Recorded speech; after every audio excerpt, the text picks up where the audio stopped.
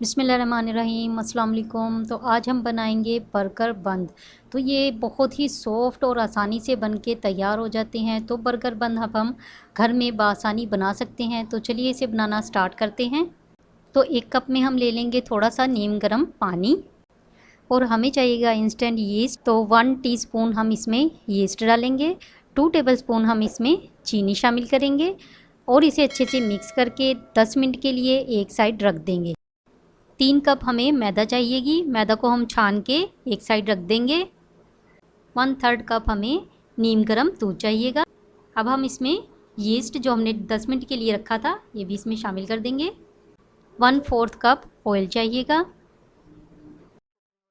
1 अंडा ये शामिल कर देंगे। हाफ़ टी स्पून नमक। 1/4 टीस्पून हमें बेकिंग पाउडर चाहिएगा। तो ये बेकिंग पाउडर है ये शामिल कर देंगे। इन अज्जा को हम अच्छे से मिक्स कर देंगे। हाफ़ कप हमें गर्म पानी चाहिएगा। हम थोड़ा सा गर्म पानी डालेंगे, बाकी एक साइड रख देंगे और इसको अच्छे से मिक्स करेंगे।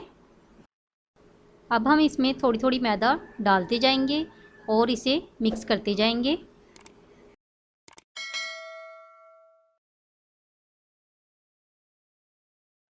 तो देखिए लास्ट पे हमने सारी मैदा डाल दी है। अब हम हाथ की मदद से इसको अच्छी तरह गूंद लेंगे।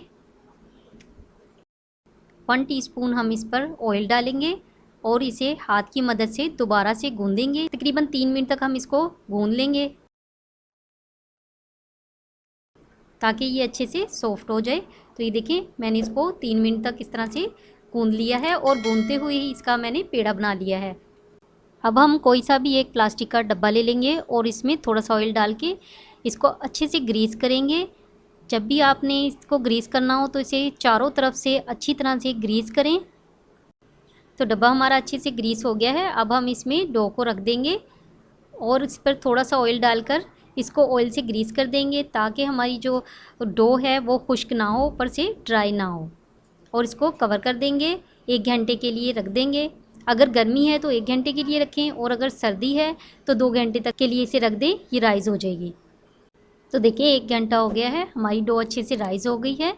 अब हम इसे खोलेंगे और इसे दोबारा से हल्का सा गूंद लेंगे ताकि इसके अंदर की सारी एयर जो है वो ख़त्म हो जाए।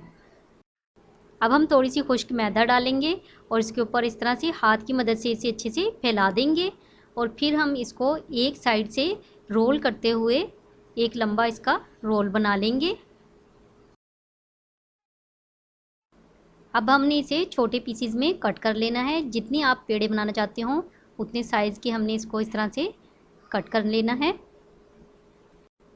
अब हम पेड़े बनाएंगे तो एक पीस उठाकर जिस तरह हम रोटी के पेड़े बनाते हैं इस तरह से टाइट हाथ से इसके पेड़े बना लेने हैं। तो देखिए इस तरह से हमने सारे पेड़े बना लिए हैं। अब हम इनको 5 मिनट के लिए रेस्ट के लिए कवर करके रख देंगे। तो देखिए 5 मिनट हो गए हैं। अब हम थोड़ा सा खुश्क मैदा ये डालेंगे और एक पेड़ा लेंगे और उसको इस तरह से हम बेल लेंगे। थोड़ा सा हमने लंबाई के रुख में ही इसको बेलना है और एक साइड से इसको हमने फिर से रोल बनाना है। तो ये देखिए इस तरह से हमने ज़रा टाइट हाथ से ही रोल बनाना है।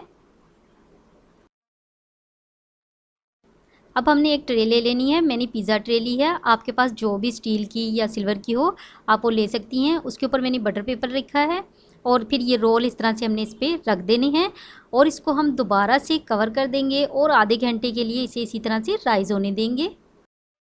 तो देखिए आधा घंटा हो गया है, इसको कहते हैं डबल राइज़।